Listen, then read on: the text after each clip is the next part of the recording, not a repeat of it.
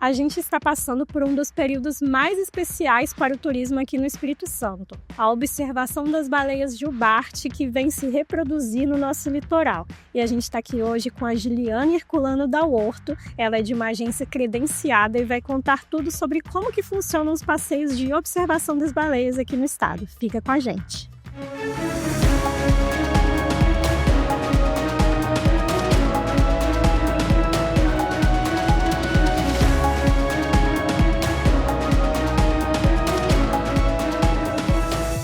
Olá, sejam bem-vindos ao podcast Destinos ES, onde a cada edição a gente traz um convidado para discutir como que está o turismo aqui no Espírito Santo, falar de todos os potenciais, do que está acontecendo agora, os investimentos, os destinos que as pessoas podem conhecer.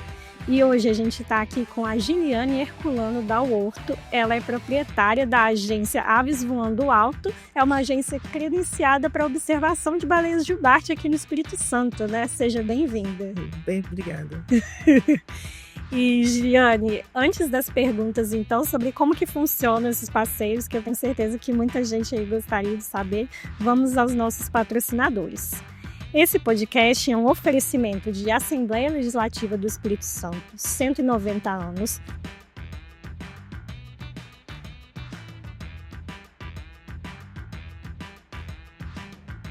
Bandes, ao seu lado para você estar sempre à frente.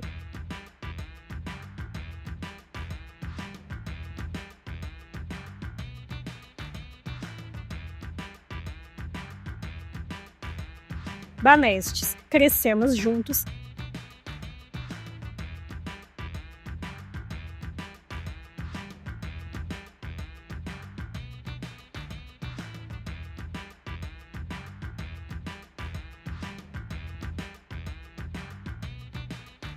E Sebrae Espírito Santo, pessoas transformam negócios e negócios transformam realidades.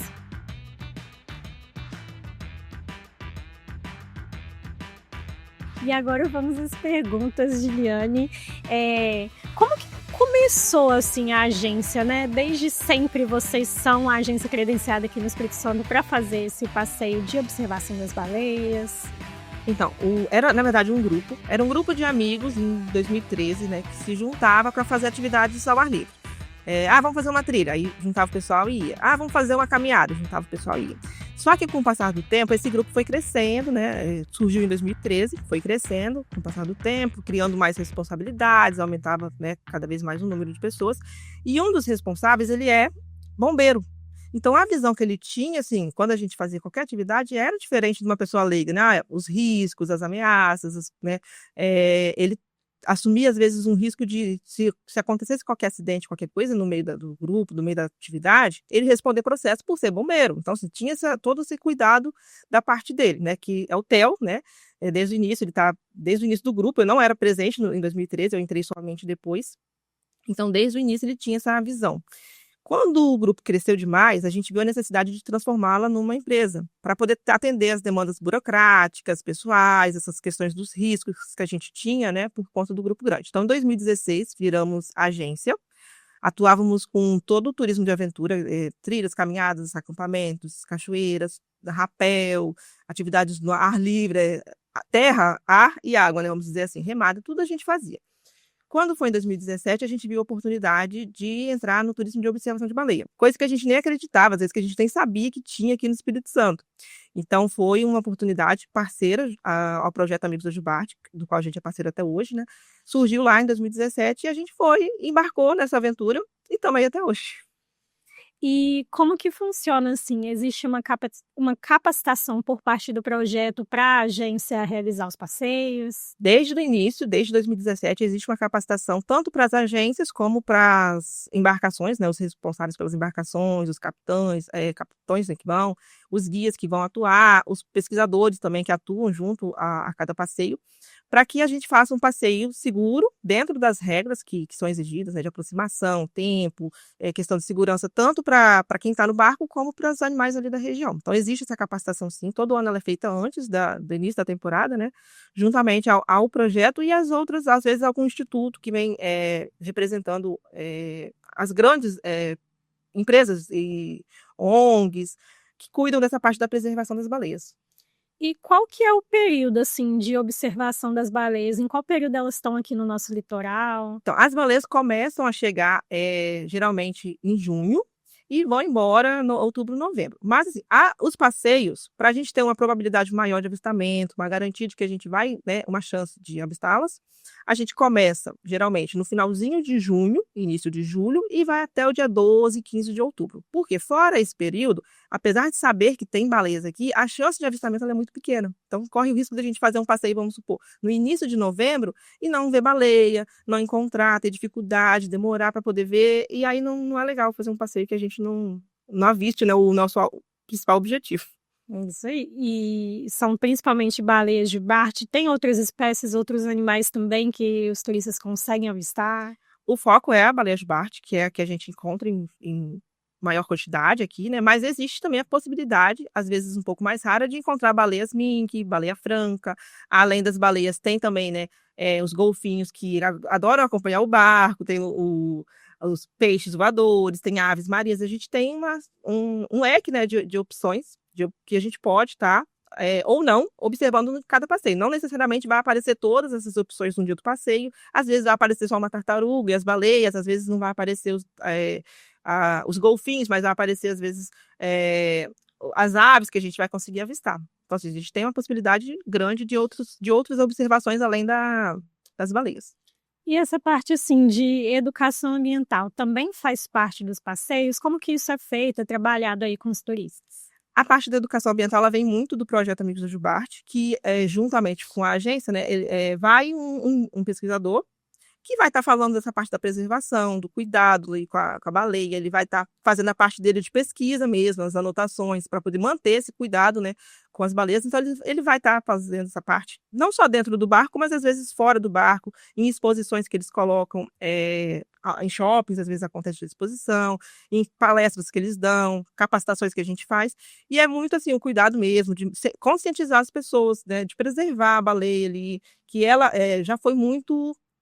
Ela já quase entrou em extinção por conta da caça, né? Então, assim, depois desse período ela vem crescendo anualmente, você vê a quantidade está aumentando de baleias, né?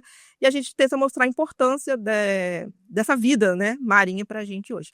Aí tem todo aquele cuidado que a gente já fala, não necessariamente só no passeio de observação de baleia, mas um cuidado que serve para toda a vida, né? Evitar jogar lixo no chão, no mar, separar o lixo, reciclar, que são coisas que a gente consegue fazer no nosso dia a dia, sem ser especificamente no passeio. Aí, além desses cuidados com o meio ambiente, também tem os cuidados, assim, as orientações para a saúde das pessoas mesmo, né? É um passeio longo? Que tipo de orientação é passada para as pessoas que estão interessadas em fazer o passeio? Então, ele é um passeio longo, ele dura em torno de 7 a 8 horas, né, em mar, alto mar, a gente não tem parada para banho, então, assim, é o tempo todo dentro da embarcação. Ele não é um passeio indicado para crianças menores de 5 anos e nem para idosos, justamente por conta desse tempo, e elas estão mais suscetíveis ao mal-estar, a ficar mareadas, sentir um enjoo, tontura. Pessoas também que têm labirintite, síndrome do pânico, às vezes algum problema de saúde, faz um tratamento mais específico. O médico mesmo aconselha a não fazer o passeio. A gente já teve casos de pessoas, por exemplo, que tinham um problema na visão e que não poderia tomar o vento maresia por causa do sal, né? Por causa do sal do mar. Então, ela fez a reserva com a gente e aí o médico, ela foi numa consulta com o médico, ele falou, olha, você não pode fazer porque tem muito, muito sal, muito mar e não é aconselhado para você fazer. Então, assim, algumas pessoas têm uns tratamentos específicos que vão ser restritos por conta da saúde daquela pessoa, assim, né, daquele momento ali ela não vai poder fazer, às vezes num outro momento. Pessoas que sentem enjoo, que tem enjoo no movimento de carro, às vezes um passeio de carro, de ônibus, que já sentem esse mal-estar, elas vão sentir esse mal-estar um pouco maior lá no barco, né, por conta do tempo mesmo que a gente tem. Por mais que a gente, às vezes, vai sair no mar mais tranquilo, que a pessoa, né, não vai sentir tanto balanço, mas tem gente, às vezes, um organismo mais fraco que vai sentir esse mal-estar. Às vezes a pessoa fala assim, vou tomar um Dramin, vou tomar um remedinho, mas é um passeio bem longo. É um passeio longo. A gente dá a indicação, assim, do que não fazer no dia anterior, dormir cedo, evitar comidas muito gordurosas, não ficar lendo, não ficar de cabeça baixa, olhar para o horizonte. Tem a medicação que nós, como guias e como pesquisadores, a gente não pode medicar, né? Então, assim, a pessoa tem que estar levando o próprio medicamento, de preferência que ela já tenha costume de tomar, né, para poder também não dar nenhum mal-estar. Mas, assim, mesmo seguindo todas as regras, mesmo indo ali, tipo assim, seguindo todas as dicas, tomando a medicação, tem gente que vai sentir esse mal-estar, independente das regras ou não. E tem gente que não vai sentir nada. Pode, às vezes, não tomar o remédio, pode não seguir nada, mas a pessoa ali já tem um costume, às vezes, né, de sentir esse balanço, de andar de barco, que ela não vai sentir o mal-estar. E o passeio sai da onde e que horas? É de manhã bem cedinho? Nosso encontro ele acontece às 6h30 da manhã, em frente ao Sebrae, que fica na Estrada do Sol, em Vitória. Dali a gente navega, a gente passa as primeiras orientações, a guia conversa um pouquinho, o pesquisador, né? E aí a gente embarca. A partir do embarque são de 2 a 3 horas de navegação, onde a gente começa os avistamentos. Aí vê um grupo, depois vê outro, às vezes vai ter um grupo mais curioso que vai querer se aproximar do barco, às vezes vai ter um salto, às vezes não. Não é todo passeio, nenhum passeio é igual. Cada passeio ele é único e diferente. Então, assim, tem vezes que vai ter um grupo com 10 baleias e nenhuma delas vai saltar. Às vezes vai ter um grupo com 2 baleias e as 2 vão querer saltar. Então, assim, cada passeio é diferente e ele é único. Então, viu lá os grupos, aproximou, viu, né? Passou o tempo lá de observação, a gente retorna. E aí a gente chega em terra próximas às 14 horas. Então, pode ser, às vezes, que o passeio finalize antes, dependendo de como foi o dia, dependendo de como tiver a situação do mar, né? E pode ser que a gente retorne um pouquinho depois. Esse ano, por exemplo, teve passeios que chegaram por volta de 13h30 e teve passeios que chegaram 14h30. Então, vai variando nessa média de tempo. E as baleias, então, elas andam em grupos. Tem bebê ali no meio também. Então, julho, geralmente são os adultos que estão chegando, ainda não tiveram os filhotes, são aqueles que estão se exibindo para poder fazer a reprodução, né? E aí, quando chega mais no mês de agosto, setembro, a gente já tem a presença dos filhotes também. Às vezes vai ter os filhotes que vão nascer em julho, tem também, às vezes acontece, né, de vir um pouquinho antes. Mas, normalmente, a setembro e outubro tem os filhotes que nascem, que vão estar ali geralmente próximo da mamãe para poder aprender, estão aprendendo ali, né, a nadar, a amamentar, para poder voltar para a Antártida. Elas saem da Antártida, então. Isso. E vêm ter seus filhotes aqui, porque aqui nesse período, apesar de inverno pra gente, mas as águas aqui são mais quentinhas do que elas teriam os filhotes lá. Pois é, pra gente a água já é gelada. Imagina da Antártida. E assim, o que os turistas mais gostam de ver? Quais os momentos que as pessoas mais se emocionam durante os passeios? Acho que todo mundo vem com a expectativa do salto, né? Todo mundo, eu quero ver o salto, né? Quero que ela se aproxima. Mas às vezes, mesmo sem o salto, aquelas pessoas que têm um sonho, né? Às vezes a pessoa tem um sonho, quer ver a baleia de qualquer jeito. Só dela passar a nadadeira, assim, ou a caudal, a pessoa já chora, já se emociona. Mas quando vem o salto, acho que o salto é a expectativa que todo mundo tem. Mas, infelizmente, a gente não consegue garantir que todo passeio vai ter um salto, né? Infelizmente, a gente não tem esse controle, né? Mas, porque elas estão em ambiente natural. Então, assim, é o ambiente delas, elas fazem o que elas querem, a gente tenta não interromper o percurso para poder deixá-las livres mesmo, à vontade, ali no ambiente delas. E até mesmo para não interferir aí, né? Não causar algum risco. Nenhum risco para elas e nem para a gente que está no barco, né? Que às vezes a gente vê o pessoal ter muito acidente, às vezes fora. Então, assim, a gente tenta, dentro da capacitação, tudo isso a gente aprende como se aproximar, como que faz, tipo assim, não vai perseguir a baleia, não vai fazer com que ela se sinta ameaçada para não trazer risco principalmente para a gente, né? Ali do barco, mas também para eles que estão ali no mar, seguindo o caminho deles, o percurso deles. E a embarcação chega bem pertinho dos animais? A gente tem regras de aproximação e tempo de avistamento, para não incomodar também. Mas as baleias, às vezes, não respeitam, né? Porque elas, às vezes, quebram um pouco as regras. Então, às vezes, elas vão se aproximar. E aí tem também todo aquele cuidado. Se ela se aproximar, como que a gente faz, né? O barco não pode sair correndo, para, né, não causar também nenhum risco. Então, já teve casos da baleia passar embaixo do barco, né? Então, ela fugiu totalmente das regras. Ela que veio e passou embaixo do barco. O povo tem medo do barco virar. Tem que esperar ela passar para poder a gente sair com o barco também. Pois é. Então, tem as regras. Ela chega pertinho. A gente tem mas nossa distância também para onde ela fica, a gente consegue ver, porque elas são bem grandonas. Então, não precisa ficar tão pertinho. Quantos metros, assim, tem uma baleia adulta? Tamanho de um ônibus. Nossa! Então, imagina, deve dar um medo, né? Dá passar embaixo do barco. Imagina se um ônibus saltando do tamanho. Levinho, né? E a capacidade da embarcação, né? São mais ou menos quantas pessoas? Que tipo de embarcação? Então, a embarcação que a gente utiliza hoje, elas são barcos de madeira, estilo barco de pesca, né? que segue todas as normas e exigências que a capitania pede, questão de documentação, de equipamentos. São barcos que já têm, como é que fala? Rotina, eles já têm costume de fazer atividades em alto mar, não só de baleias, porque eles atuam em outras áreas também. Então, são barcos seguros para esse tipo de passeio. Apesar de que, às vezes, não são barcos tão confortáveis como um barco de turismo que a gente gostaria de ter. Mas, assim, aqui no Espírito Santo, a gente enfrenta essa dificuldade em relação à embarcação, porque não é qualquer barco que pode ir fazer esse passeio, não é qualquer documentação, tipo assim, não é, quero fazer um passeio de lancha. Lancha aqui no Espírito Santo é difícil para poder fazer esse tipo de passeio, né? Por conta da documentação que é exigida, dos custos também, porque as embarcações aqui é o nosso maior custo. O nosso passeio, ele acaba sendo de custo elevado justamente por conta das embarcações que são restritas, a quantidade de embarcação que tem são poucas para poder atender a demanda que a gente teria, vamos dizer assim, né? Se fosse comparar, cada agência quer trabalhar com uma embarcação, às vezes é difícil, né? Por conta disso. Hoje em dia até tem chegado mais opções, né? Mas ainda esbarram na questão da documentação. Não pode, tem que esperar, tem que fazer todas as exigências que a capitania pede, né? Para poder fazer um passeio de forma segura, né? Para poder não ter nenhum problema, caso venha acontecer algum acidente em alto mar. Então, assim, as embarcações que a gente utiliza hoje, na média de 20 pessoas, dependendo da situação, dependendo do dia, da disponibilidade, a gente consegue uma embarcação maior que atende até 27, 30 pessoas, né? Então, geralmente, na média de 20 pessoas por embarcação. E os passeios são mais aos fins de semana? Nossa previsão é sextas, sábados e domingos, até dia 12 de outubro, né? E vai variar assim, conforme cada dia a condição. Às vezes vai ter condição de saída na sexta e no sábado e no domingo não tem. Às vezes vai sair na sexta, no sábado e no domingo não. Às vezes não sai dia nenhum. E às vezes sai todos os dias, né? Por exemplo, o que acontece? Quando você faz uma reserva, você vai escolher a data, vai fazer lá seu pagamento, vai estar tudo certinho.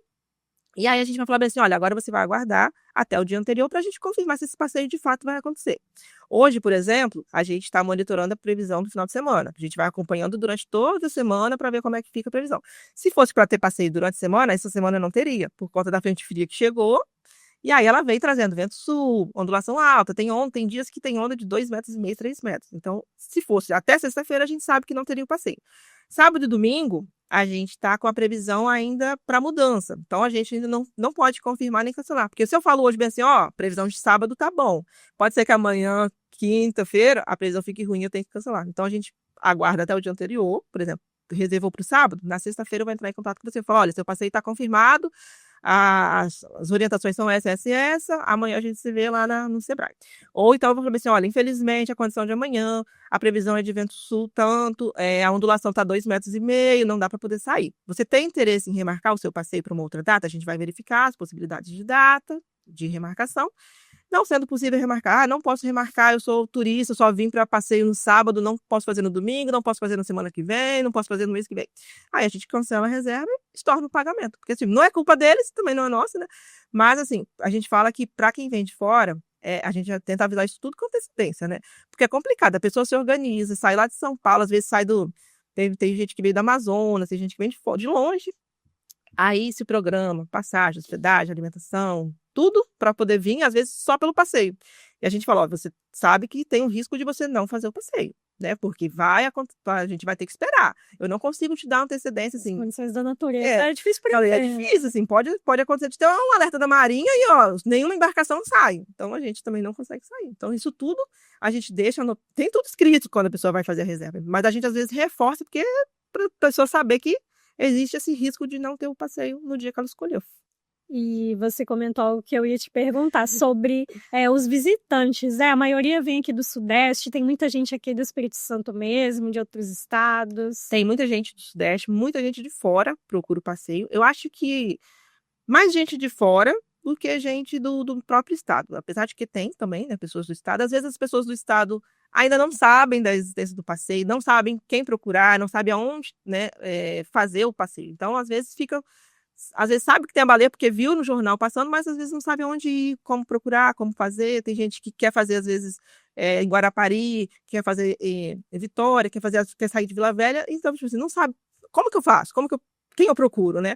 Mas a gente recebe muito turista de fora porque, como é um turismo que está ganhando proporção a cada ano que passa, já tem na Bahia, né? Já existia na Bahia muito antes de existir aqui esse turismo. Então, às vezes, as pessoas não querem ir para a Bahia por conta da dificuldade de chegar lá, porque às vezes aqui é mais perto, né? Dependendo da localização onde ela vai sair.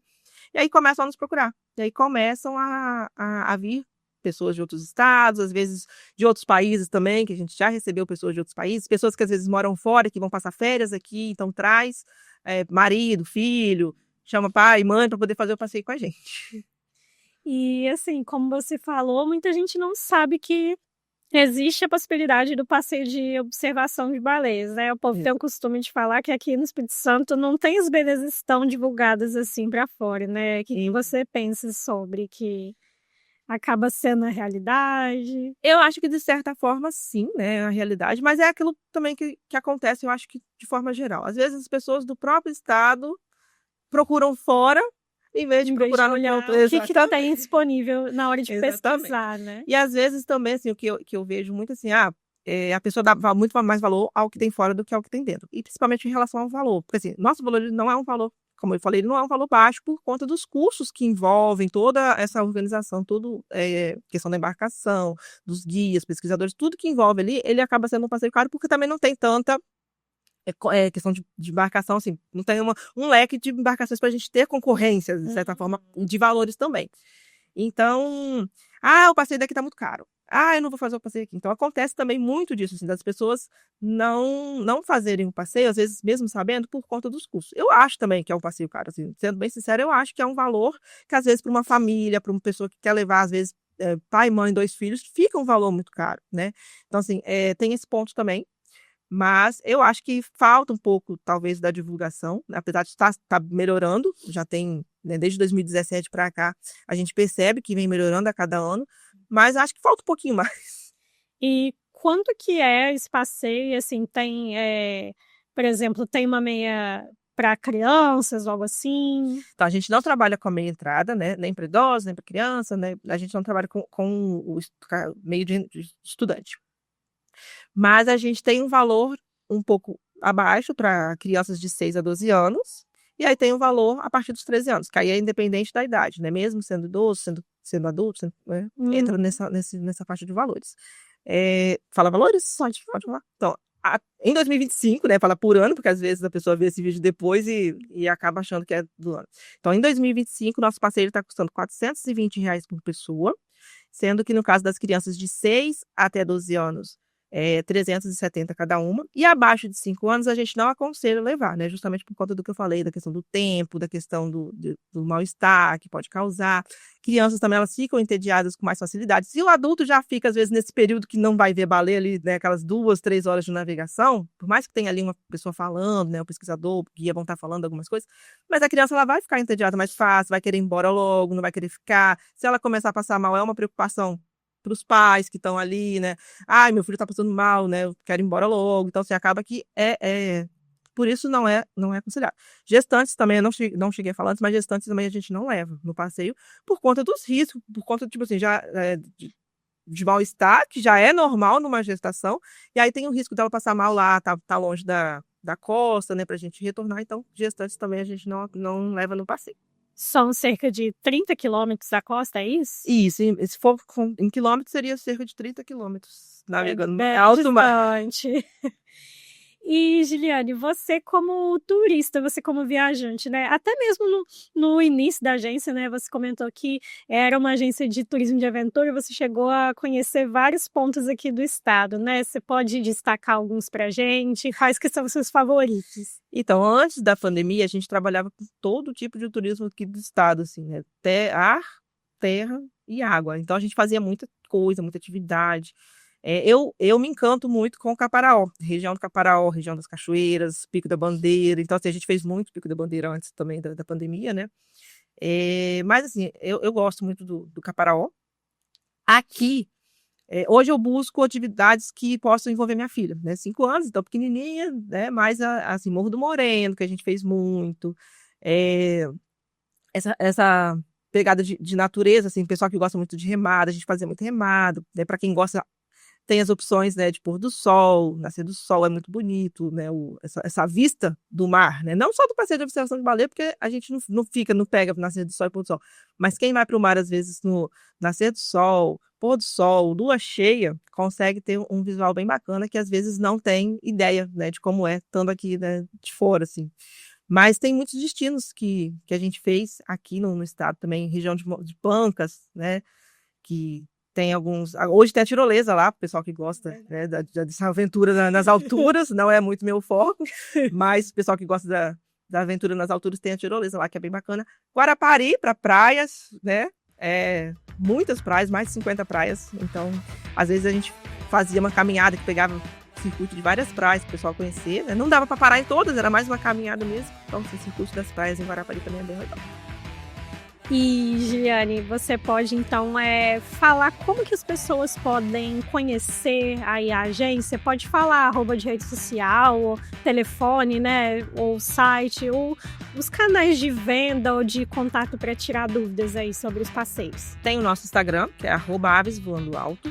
O Aves, o pessoal fala, nossa, Aves, mas o que tem a ver com baleias? O Aves, ele é uma abreviação de Aventureiros do Espírito Santo. Então, por isso, né, na época, 2013, surgiu esse nome. Legal. Como abreviação, então era Aves Aventureiros do Espírito Santo. E aí, como a gente começou a voar para outros lugares, outros estados, né, ganhou esse slogan do Aves Voando Alto. Então, assim, a gente tem o Instagram, que é o @avesvoandoalto. Lá eu respondo as mensagens, direciono às vezes pro WhatsApp, que é mais fácil, né, um contato mais rápido. Tem o nosso site, que agora eu não vou saber falar ele, porque ele já aparece lá, mas eu não sei ele de cabeça, porque ele aparece já para reserva. Mas pode também entrar em contato com a gente pelo WhatsApp, que é o 27 99980 0413. Aí eu também atendo, direciono para o site de reserva, tiro dúvida, mando áudio, mando foto, mando vídeo. E aí vai falar comigo mesmo, tanto no Instagram como no WhatsApp. Beleza. E o nosso podcast está ficando por aqui. Antes da gente finalizar, fica com uma palavrinha dos nossos patrocinadores. Aqui, pela primeira vez, foi aberto o caminho para dar voz àqueles que não tinham. Neste lugar, os capixabas descobriram que quando todos podem falar, o que se ouve é a voz da cidadania. Pensando sempre à frente e olhando para frente também. Cada marco da história, dos direitos e das conquistas do Espírito Santo nasceu aqui, na Assembleia Legislativa. São 190 anos de desafios e conquistas, construindo junto com os capixabas os avanços da educação, do desenvolvimento econômico e social do nosso estado. Abrindo as portas para todos, representando a sociedade com diversidade, transparência e modernidade. E o que esperar do futuro? Juntos, vamos continuar fazendo história.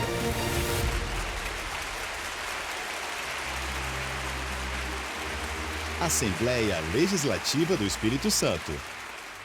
O Espírito Santo é uma terra de oportunidades, um dos estados mais competitivos para a abertura de negócios e a atração de investimentos. E o Bandes é o parceiro estratégico para empresas que atuam no mercado capixaba. Somos um agente transformador da realidade local, com soluções para dar competitividade aos setores produtivos. Apoiamos os ecossistemas de inovação, a implantação de tecnologia e de infraestrutura. Financiamos a modernização industrial, o setor turístico e as empresas de comércio e de serviços. Também trabalhamos na estruturação de parcerias público-privadas e com programas de fomento.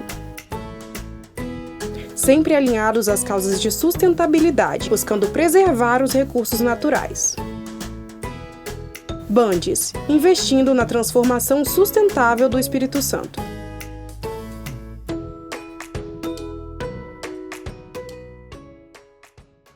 Investir nas pessoas para que elas invistam em seus sonhos. Isso é crescer junto. Há 22 anos, o Microcrédito Banestes incentiva microempreendedores com apoio e recursos para os seus negócios por meio do programa Nosso Crédito do Governo do Espírito Santo. Já foram mais de R$1 bilhão em créditos com as melhores condições e facilidades, dando oportunidade para empreendedores informais e sem comprovação de renda. Microcrédito Banestes. Crescemos juntos.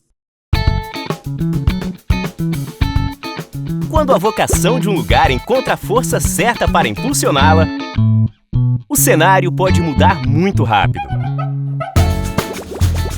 O propósito do Sebrae é transformar territórios impulsionando vocações, apoiando os pequenos negócios, fortalecendo o turismo local.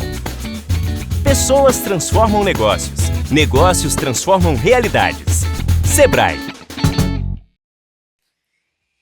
E é isso, o podcast de hoje fica por aqui. A gente aprendeu bastante sobre como que funciona, então, né, os passeios credenciados de observação de baleias de Barth com a Juliane. E é até outubro mesmo que vão estar acontecendo os passeios aqui, né? Isso. E você tá convidado a fazer um passeio com a gente, pra você conhecer. Vamos marcar certinho o dia que você pode, né, pra você estar fazendo esse passeio e tá vivendo essa experiência pessoalmente com a gente. Ai, obrigada! E o Destinos ES de hoje vai ficando por aqui. Até a próxima edição.